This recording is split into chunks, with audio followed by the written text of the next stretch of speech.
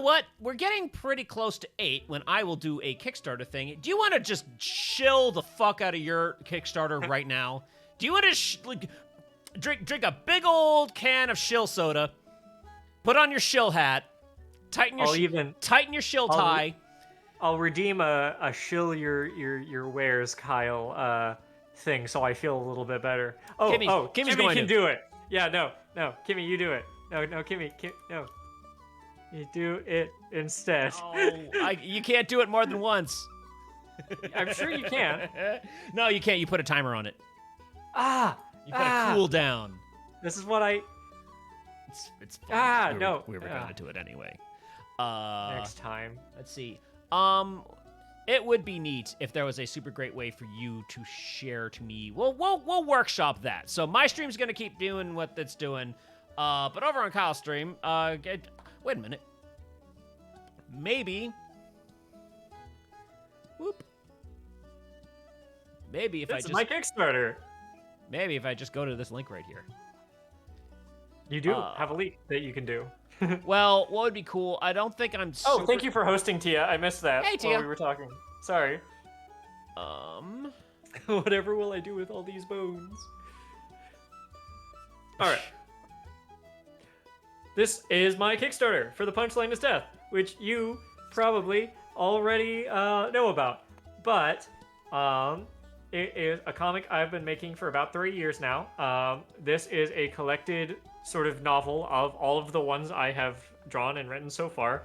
That includes all the ones that are up on Webtoons right now, which is about like 25, and all the ones that are Patreon only right now, which is also about 25, and then like a handful of other bonus ones that I'm not exactly sure where I posted them, if I posted them anywhere at all. Because I feel like you basically posted them to friends on paper. You handed them to us. That is incredibly possible. Kimmy, in fact, shared a meme of like the social media strategies for comics and like the whole Galaxy Brain meme, and the bottom one was like making a comic but not telling, like making a comic and posting it on late and not telling anyone about it. Literally me though. Literally me.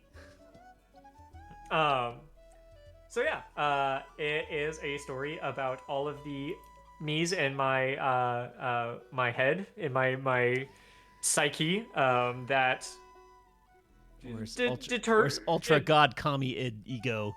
Yeah. Is that... got that one somewhere. Oh, it's not posted on the... Oh, man. I would zoom straight to it if it was on the page. No, it doesn't seem to be on the page. I should probably add that one in there, too. It's a good starter. You might want to get on. I have this one, the Battle Royale one, which I like, which is about all the different Kyles in my head fighting it out. Trust murdering trust issues is one of my favorite. Other way around, but yes. Yes. I said it backwards. And I love high school Kyle. I love high school Kyle's cat hands. There is a sort of 2 acts, I call it. The first one is the one that's on Webtoons, and that is the saga of high school Kyle and me trying to deal with my high school self in my head, constantly sabotaging my own growth and happiness. Boy, do like one's feelings when they were young, like set the expectation of what emotions are in your adult life completely backwards, wrong, stupid. Oh yeah. Boy, is it taking me like potentially half of my natural life to come to grips with that. In particular, one of the things high school Kyle focuses on is I had an enormous crush. I'm gonna say I was actually in love with a girl for like 10 years starting in high school. And it was never going to work out. I never actually got to date her.